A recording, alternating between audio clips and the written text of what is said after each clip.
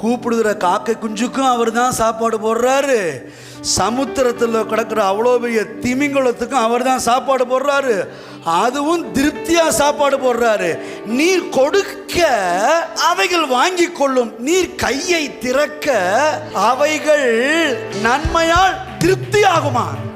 இன்னைக்கு செத்தா மண்ணோட மண்ணா மக்கி போகிற இந்த பிராணிகள் எல்லாவற்றிற்கும் அவர் திருப்தியா சாப்பாடு கொடுப்பார்னா, அவர் சாயலாக அவர் ரூபத்தின்படி உண்டாக்கப்பட்டு அவரோட என்றென்றைக்கும் வாழ்வதற்கான ரட்சிப்பை கொடுத்து அவருடைய பிள்ளைகள் ஆக்கப்பட்ட நமக்கு எத்தனை அதிகமாய் எவ்வளவு திருப்தியா கர்த்தர் நமக்கு செய்வார் என்றேன்.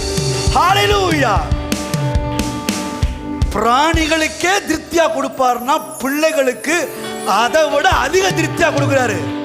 அதனாலதான் கர்த்தர் சொல்றாரு, என் ஜனங்கள் நான் அளிக்கும் நன்மையினால் திருப்தி ஆவார்கள். எத்தனை பேர் ஆமென் சொல்றீங்க? இதை யாருங்க சொல்றது? கர்த்தர் சொல்லுகிறார், என் ஜனங்கள் நான் கொடுக்கும் நன்மையினால் திருப்தி ஆவார்கள்.